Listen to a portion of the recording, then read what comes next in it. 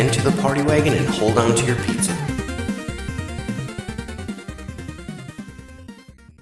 Good morning, everybody, and welcome to Epic Tales from the Sewers. I am your host, Justin. With me today, I have my co-host, Eric. Say hi, Eric.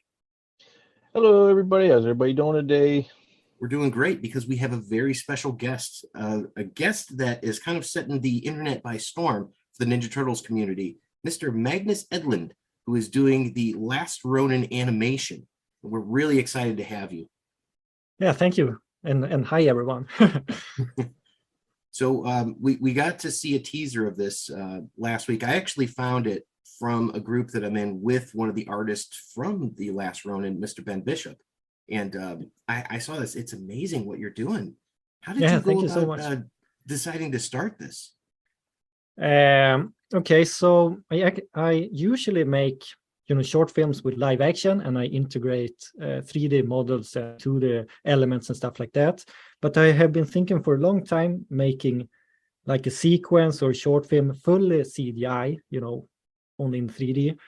And I was planning to make another sequence or another scene.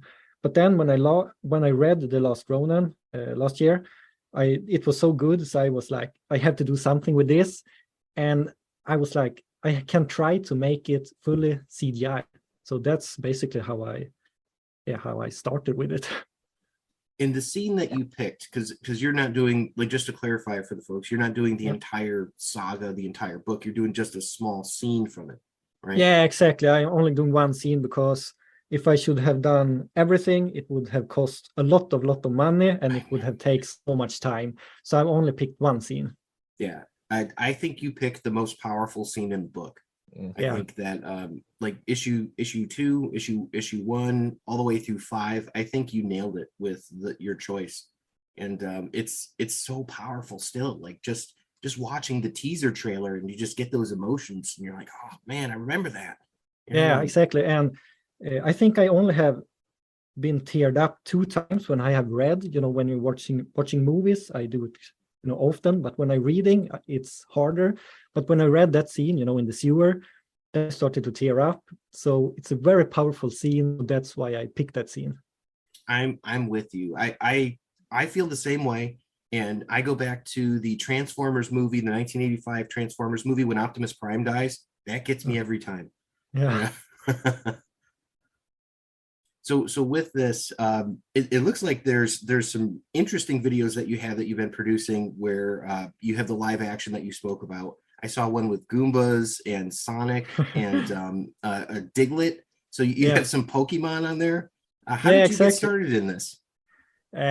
So basically, I had one idea from the start, and that was making a Pokemon in real life video or a short film.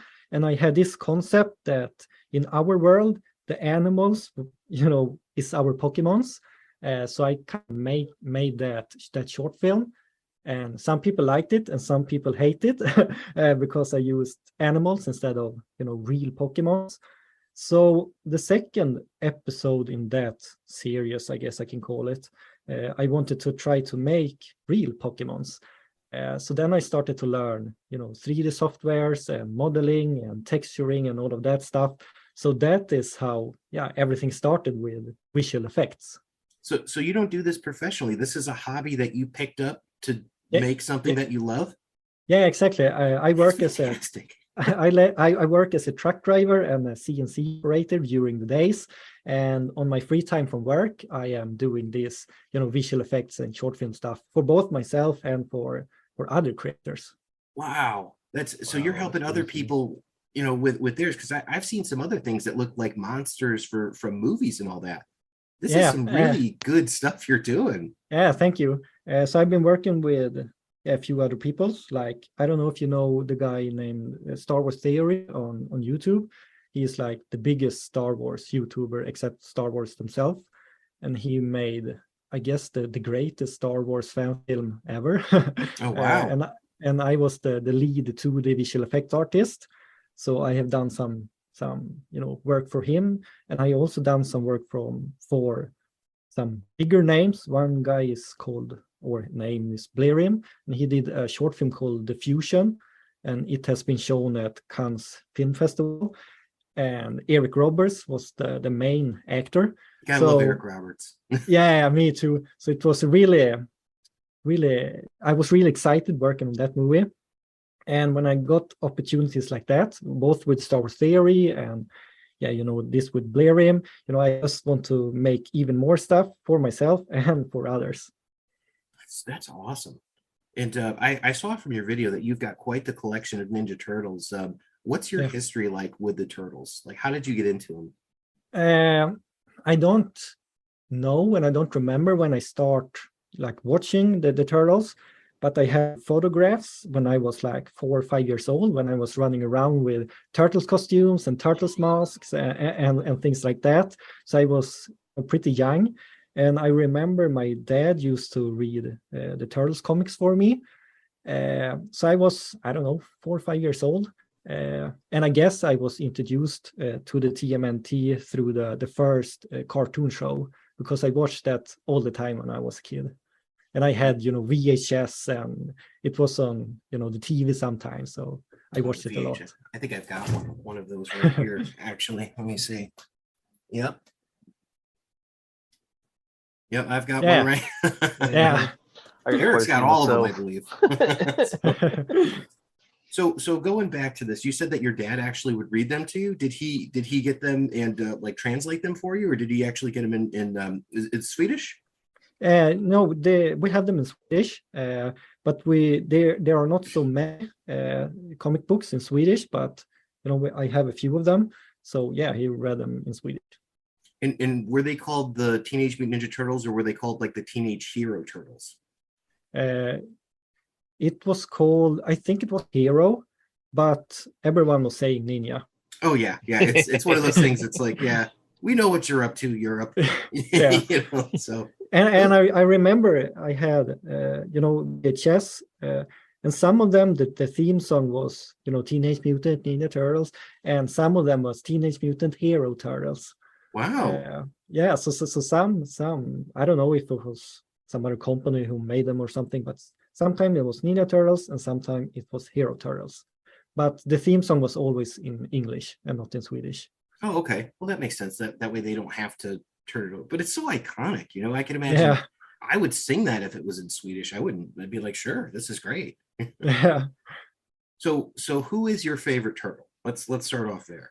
Okay, I knew you were going to ask me this. Oh yeah, that's a big one. Yeah, that's a must on there. It's a must on here. Yeah. So I was thinking about this earlier today, and I think it's Raph, because I think Raph might be one of the most complex characters. And I think Mikey is my least favorite turtles. I don't know why, but he's the funny one, and I don't know why, but I think Raph is my favorite, and then Leo. But also that if I had to choose one, I could be, I think I would have picked Leo and not Raph. But Raph is my favorite. But if I could be one, I have chose Leo. That's so interesting, because it sounds like from all the programs you've learned, you sound like Donatello. I was about to go there with that one. Yeah. Eric's a big Raph guy, so I'm the Leo guy. He's the Raph guy. Okay. And thinking about this, who's my favorite turtle is a few hours ago, I started to like Donatello more and more. I don't know why, but the more I thought about it, the more I started to like Donatello. I don't know why, but it's one of those things where I could definitely see it changing for people at times too. There's a lot of different storylines out there. There's a lot of different versions of these turtles, and I have met people that I like Mikey from here, and I like Raph from here, and I like Leo from there, and those are my favorite versions. But I don't have an overall favorite. Me, I'm a Leonardo guy. I'm always going to be a Leonardo guy. That's just how it is. Probably same with Eric. But going back to what you're saying about Mikey being your least favorite, that's like saying your least favorite ice cream. It's still ice cream. It's still delicious, exactly. and you love it. But it's just like, all right, if I had my preference, I would get this kind. Yeah, but of course. This kind is still good. Yeah. Of course. I'm with you on that. I'm probably more like Mikey in more ways, but I'd rather be like Leo. So that's just where I'm at. So yeah, it's pretty interesting. So Did you draw any inspirations from beyond the Ronin comic for your design of the character? So the design of the character, I haven't modeled the character myself. It's a guy named Chris Howald. And we talked back and forth how we wanted the turtle to look like, because, the look of the turtles are really iconic. And we wanted people to see immediately that, this is a turtle and from TMNT, of course. So when people think about, the turtles from the TMNT, I think many people think about the first cartoon series and maybe the first live action film. So we took a lot of inspiration from both the first live action film and the first cartoon series. But the first draft we did for the turtle, he looked much older and much like he does in the Last Ronin comic. But I thought it would be better for the audience if they recognize him even more, because so many people, like in the Michael Bay movies, many people don't like how they look. So I really wanted to nail the look and have a look that people recognize. So it's from the first cartoon and the first live action. That's the main inspiration. Nice. Yeah, I saw the textures on your video, and it reminded me so much of those suits just from the first movie, and that's why I want to ask that question, because the textures are so good for that. Thanks. And I'm looking at it, I'm like, oh wow, and you had said in the video that you do all the textures and stuff, and I'm like, wow, that's some really good work. Yeah. Between that and just like the shine on the metal from like the sai and the sword, and I'm like, this is some professional grade stuff. You're doing a really good job with this. Yeah, thanks. And once again, I haven't done everything myself. Chris Howell, of course, has done a lot of work with the turtle, but I have like built up the sewer scene and the katana and the nunchuck and all that stuff. But mainly, Chris Howell did the model for the turtle. Shout out to Chris. Great job, Chris. From what we've seen so far, it looks amazing. And thank you. I really enjoyed what you said about the turtle community being a positive one, because that's what we're all about here. We're all about positive interactions, and it's sometimes it gets negative in this where someone's trying to get a comic book, or someone's trying to get a signature, or someone's trying to get like the action figure accessories, and it gets pretty dark. And we forget about like what we like about it. It's like, hey, stop complaining that you don't like this cartoon for kids, that's past your time, and maybe just enjoy. Go back and watch the first couple movies, and watch that 2007 movie because it was so good. Yeah. I mean, the TMNT community is the best. Everyone is so friendly and nice.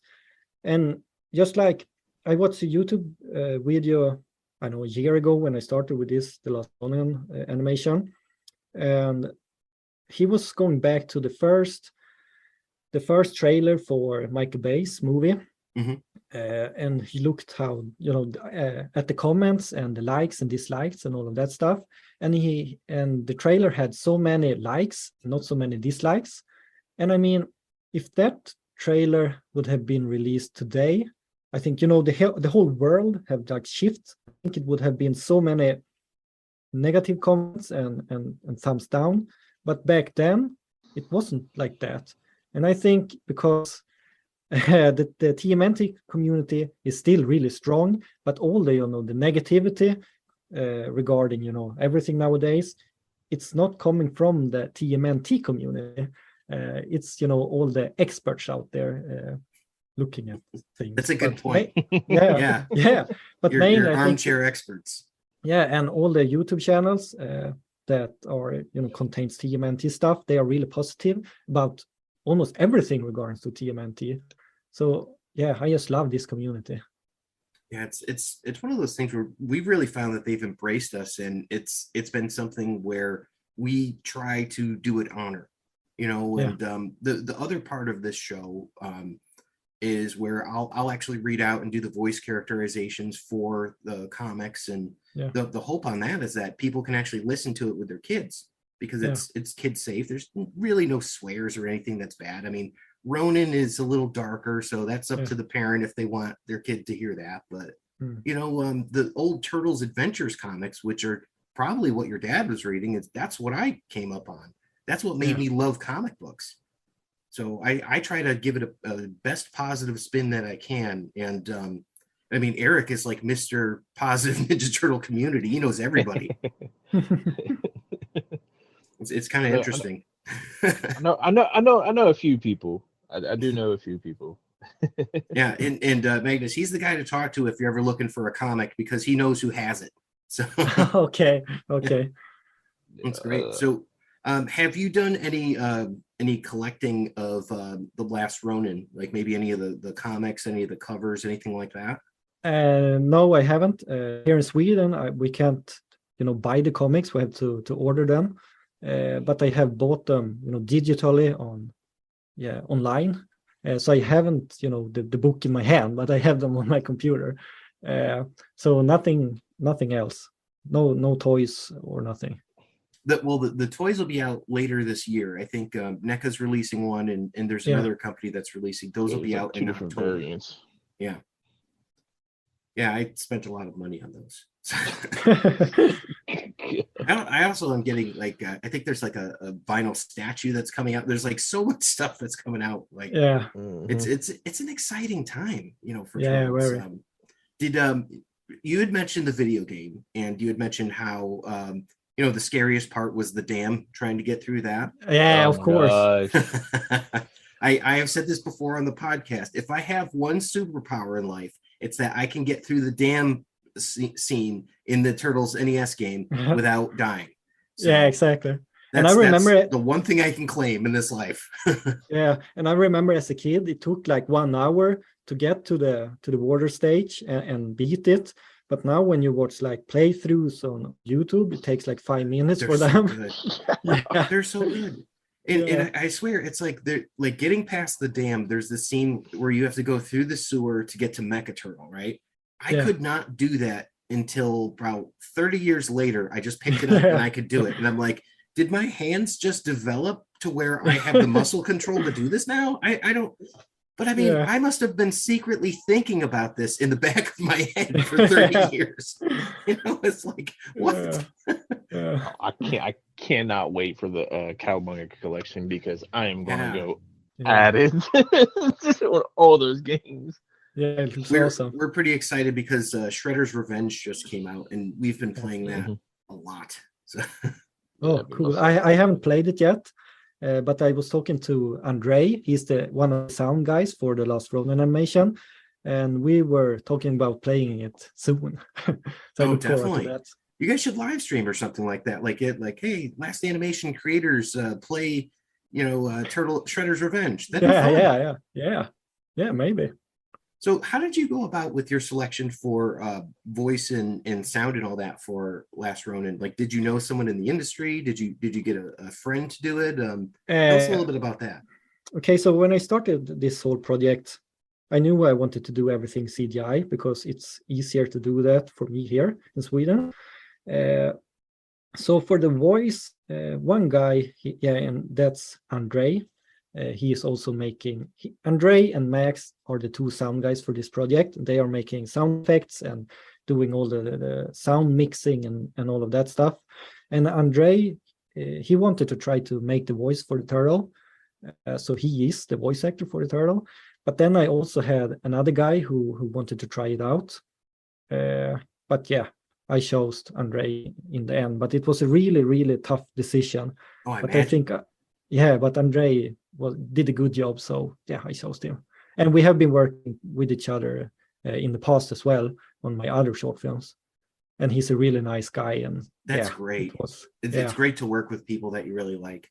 Yeah, and everyone, I think we are only 5 people in total in this entire project. Wow. And that's, everyone, the editing, the visuals, the music, and the sound, and the voice acting, and everyone. I think we're 5 people.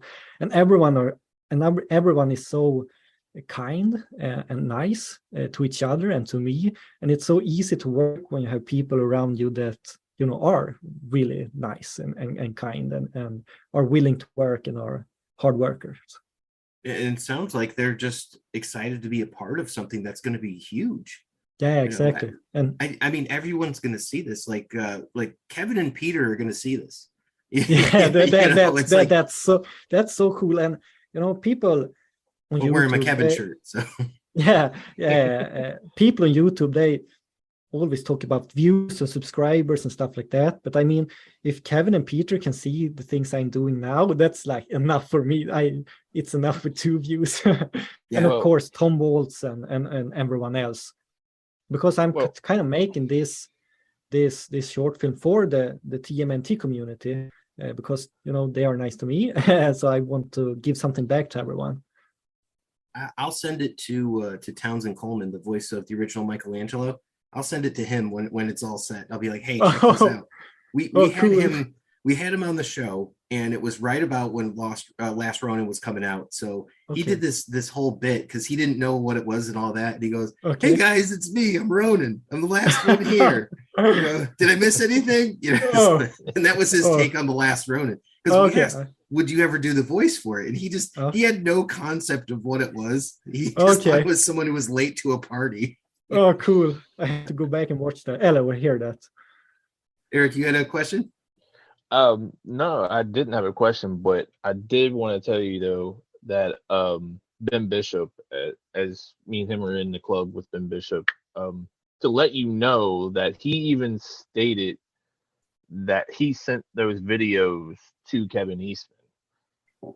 That's so cool. Spit take. Right? I want you to know that. Wow. Because I mean, to me, that's kind of a big thing. It's a big deal. I mean, Ben Bishop was going crazy over just seeing just what he's seen. Yeah. As you know, is that he did a lot of the what is it, the past art and all that stuff. Yeah. Like the flashback art. Which, I mean, for him to sit there and just say that absolutely is just like falling in love with this and send it to, if Kevin got a hold of it, I'm pretty sure Peter has got a hold of it too. Yeah, that's so cool. We've got people who can get it sent to him, I'm sure. So yes. Yeah, thank you so much for that. We definitely spread the word. I know one guy was talking about trying to start a Kickstarter for you. Yeah, money for you. I was like, hold off. Let's talk to him and let's see where we can kind of take this at because we don't want to infringe on anything with Eastman, even though this is a fan made thing. I don't know. Yeah. We have to get more details about the whole Kickstarter. So, I mean, would that be something that you'd be interested in? Is trying to start a Kickstarter for this? So the thing is, I don't know if you are allowed to crowdfund fan projects. I know, Star Wars fan films and fan projects, you are not allowed to crowdfund things like that, and not Minecraft as well. People do it anyways, but I don't know if you can do it and if you're allowed to do it. Like, let's say Star Wars Theory, the guy I was working with the Star Wars fan film, he did a Kickstarter and he got a lot of attention and all of that stuff. But Lucasfilm reached out to him and they were saying, you can't do this, we will cancel this short film, but if you pay everything yourself, you can make it. So he ended up paying, I think it was like 150,000 USDs to make that film. So starting a Kickstarter or Indiegogo or something like that, I want to do it, but it's really scary at the same time if someone just cancel everything. Now, I will tell you, because I didn't know if you had heard about this one, but there is a fan film that's actually being released this coming July, and we've had them on the show 2 times, and they definitely have had a Kickstarter and an Indiegogo. It's called Casey Jones Livewire. Right. Okay. So I never heard of it. Yeah, it's really, really cool. It's filmed here. I'm in the Chicago area. It's filmed in the Chicago area, and it's basically kind of like an early 90s, late 80s version of Casey Jones and April, who fight foot soldiers and stuff like that in that time. And everything is really retro and throwback to like the early 90s, late 80s. They have a soundtrack. They've got like custom made masks. Like everything looks really polished. And Oh, cool. I think it's about like 20 minutes or so long, but Oh, it's really exciting. And I actually got in on the Kickstarter. The guys from Chromatic Phantom are awesome. I've talked to them numerous times. Maybe it is something that you can do, because I know that they did it for their fan film. okay. Yeah, maybe I can look into that. And then I can have this little short animation I have as a, I don't know, a campaign, what it can look like, or something like that, and hopefully get more people on board, because 5 people in total, it's not so much, and especially we're only 3 people with the visuals. Yeah. And I mean, I just think of like how staggering it would be to have to do some of these things, like a motorcycle that, falls off of a building and explosions. And then it's like, all right, now you've got to do mousers. What? Yeah, exactly. So the scene I am creating now, I have, taken away some elements. It doesn't affect the story, but because it was too hard for me myself to do it. But it's awesome anyways. But just a few things I have had to, take away. Well, that's the thing with art too. You never have to stop. I mean, you can release it and then you can do a director's cut down the road if you want, and be like, you know what, I finally figured out how to do this, so I'm going to do that. And no one's going to fault you for it. Everyone is going to be grateful that this exists. Yeah, and I think so you may too. have people that say, oh, I wish you had done this better, but you did this. I can't do it. He can't do it. Yeah. That's the whole thing. Like, you can't, Michael Bay can't do it. Yeah, well, that's the whole thing. Everybody has their own little thing, and like, I'm not gonna lie to you. Like, in one of the groups that I run, IDW, TMNT, one of the guys saying that like he should have did it in 2D. I mean, you can't please everybody. Yeah, and that's absolutely fine. Some people like what they like, but I mean, if there's a majority more people that like what you got going on right now than dislikes, I mean, then keep doing it. I mean, you do what you feel in your heart, what you feel is in your creative mind to do it. Yeah, exactly. And now I could make it in 3D, so that's why I made it in 3D and not in 2D, or not in live action. Well, it looks live action to me.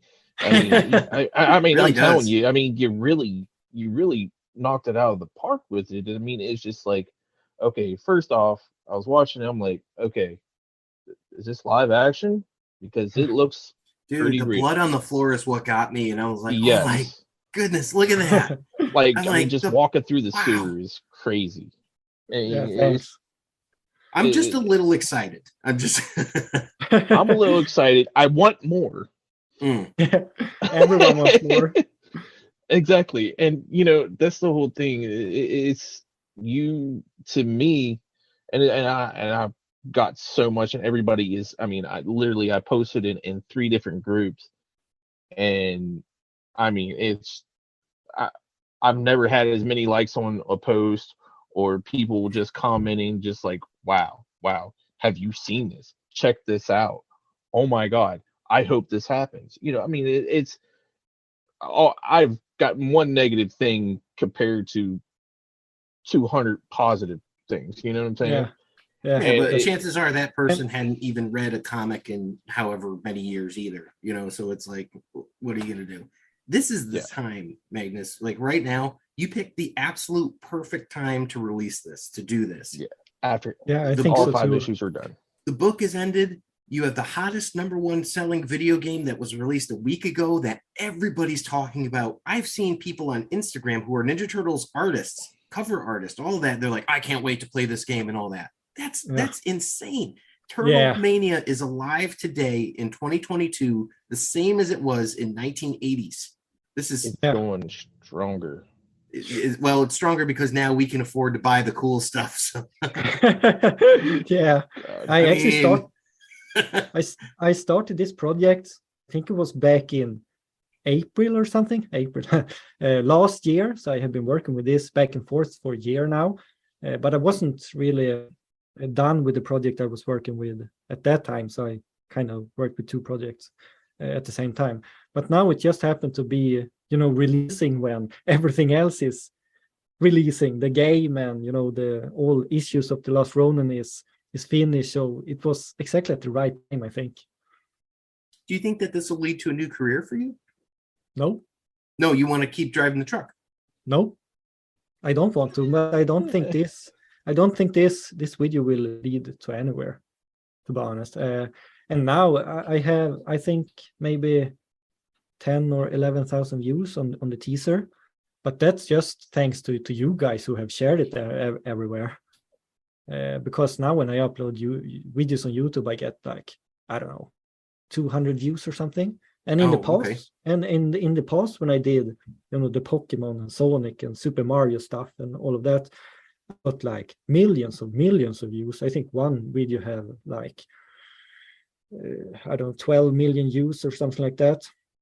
But you can never underestimate the popularity of Pokemon. That would be the biggest. Exactly. That is the biggest mistake anybody in this world can make. Do not underestimate how popular Pokemon is. Exactly. So I'm hoping now with this, the Last Ronin animation, I will go back to, to the level, I guess I can call it, I was before. And hopefully people will see this and want to, do other things with me and things like that. I would say so. Absolutely. I think that you're an incredibly talented person. Yeah, thanks. I think this is a big, you and God bless you for being humble about about that. But I think this might open some opportunities for you. Yeah, I hope so. I hope so. I truly do. But I think it's going. I think it's going to.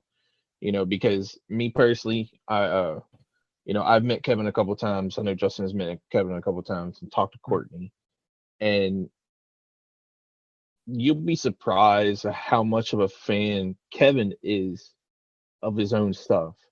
And when he sees stuff that is like this, like, he is so into it. Like I said, you never know where you'd be like, hey, let's do something with this guy, try to figure something out. Yeah. Yeah, it would be so cool.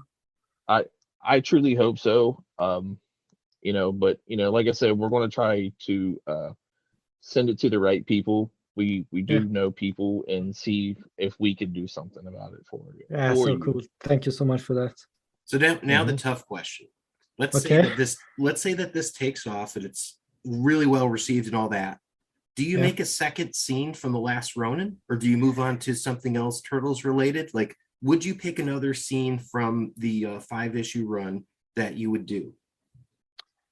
I think I would have picked another sequence, and I have thought about this actually.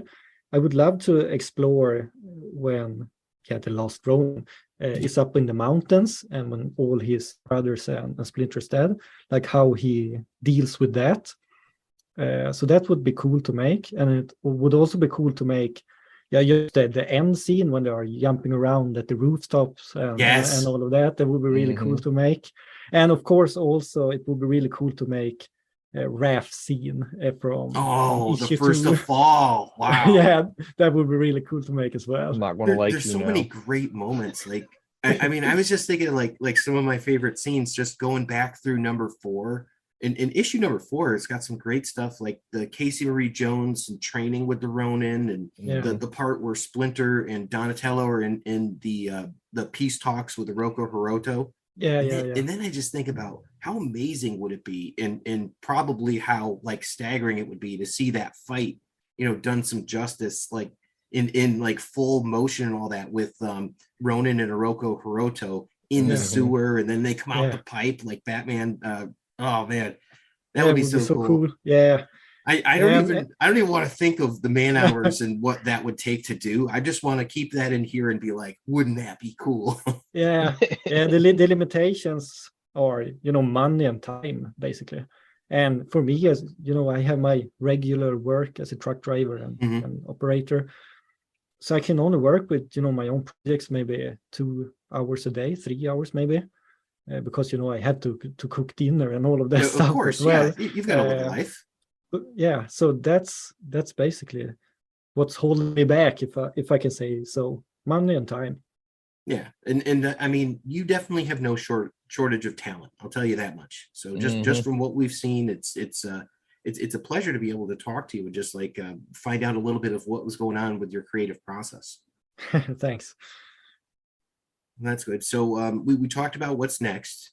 Where's the best place for people to find you, to find your work? Yeah, of course it's YouTube, because there that's the place where I upload my videos. Otherwise, it's Instagram.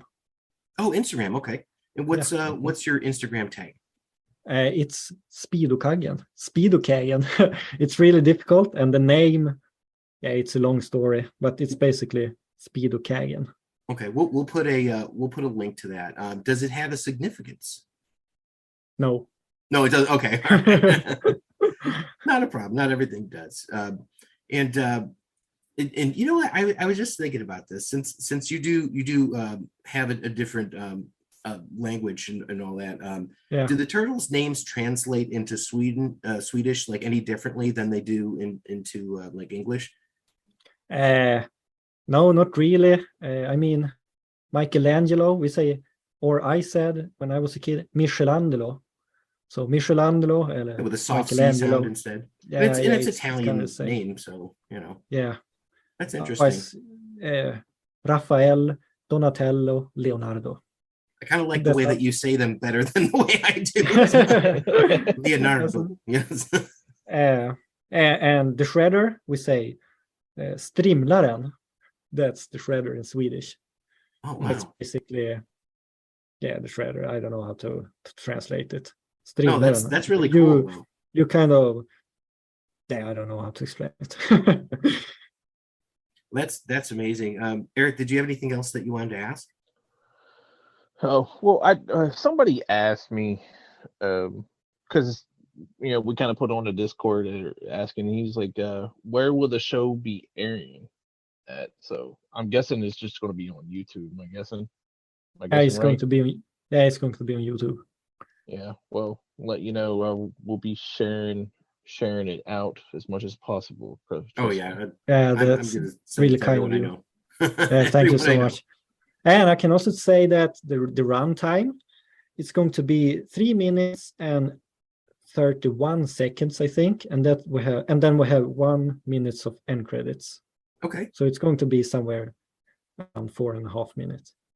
I'm still excited, so I'll probably watch it like 7 times in an hour. It's marked on the calendar. I'm ready for July 1st. So, whenever, I mean, if you want to go ahead and just send us a link and give me and Justin a little preview. We'll talk off air. Last thing to ask you is because in your video you had shared a pizza. And it had some interesting toppings. One of the segments that we do is all about a pizza. We do recipes and things like that for pizza. It's called Pizza Time. What's your go-to pizza? What are your toppings that you like to put on pizza? Always when I was a kid, and now also, I like just the regular margarita with cheese. That's a solid choice. Yeah. Cheese. Otherwise, I can take cheese,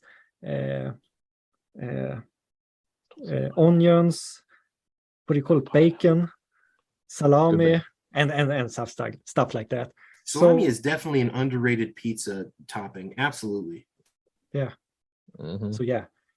Yeah, I was surprised because you had mentioned lettuce, and I'm like, I have had lettuce on a pizza before, but it's not probably so common out here.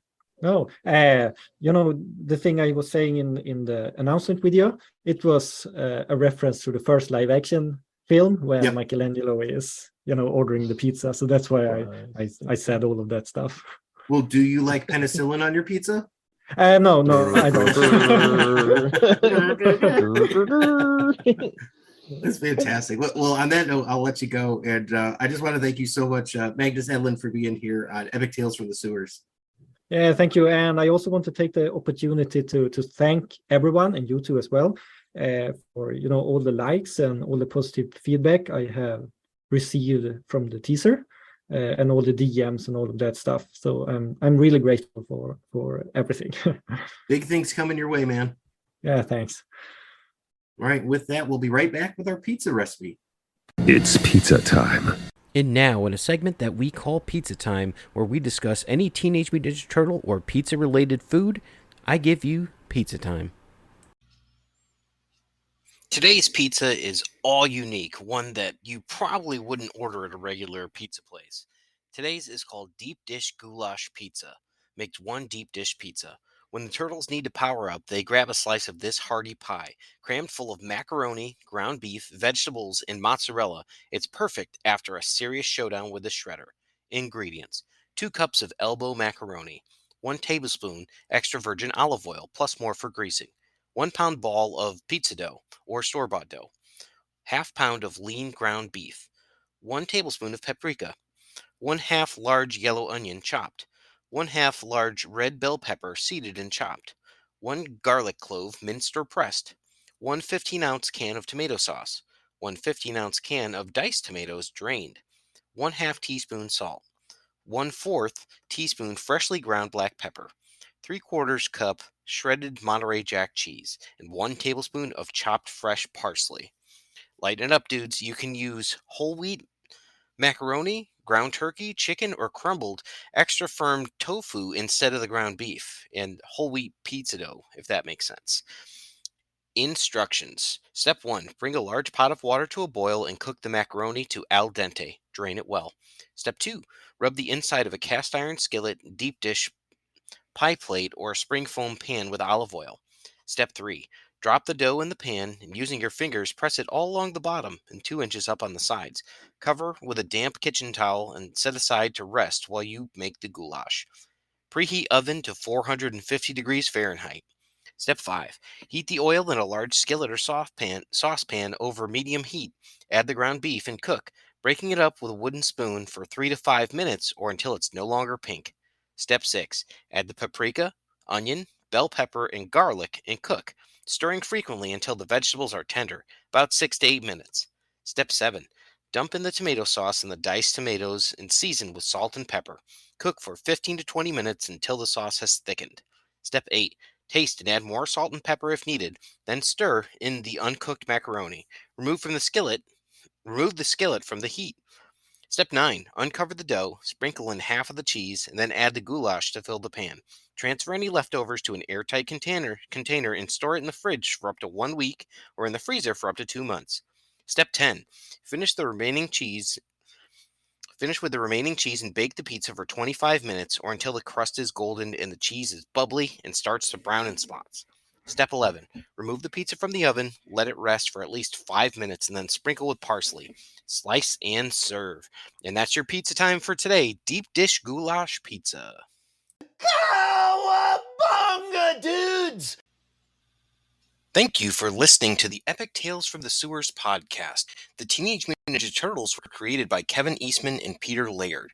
This podcast has no affiliation with Eastman, Laird, Mirage Studios, IDW Studios, Archie Comics, or Nickelodeon Studios. This podcast is a member of the Dorkening Podcast Network. Check out thedorkening.com for other podcasts. Epic Tales from the Sewers is recorded by Justin Cooper and Eric Will.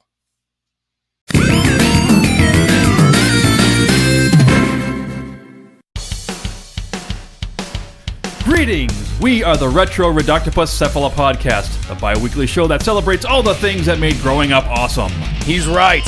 We wax philosophic about lots of geeky crap like old video games and movies, toys, cartoons. I don't know, help me out here. Music, pants, quoting video games that don't have dialogues, shabibans, tasty news, Unnecessarily long Japanese onomatopoeia. butt breathers, uncomfortable nature facts. or how to install a Samoflange. And unlike all those other podcasts, we at Retro Octopus have an exciting rotating host schedule. Do we? We sure do. So, if you didn't like the guy flapping his gums this week, Like me. worry not, gentle listener. Next week we'll have a whole new host. Of problems. Hey, they might still suck, but they'll suck differently. And you know what's really cool? Retro Octopus is part of the Dorkening and Inebriar podcast networks, with new episodes every Tentacle Tuesday. Which is like every other Tuesday. We named it. Anyways, you can listen to us at iTunes, Google Play, Spotify, Stitcher, Or any podcast player cool enough to carry the only show that celebrates all things that make growing up awesome.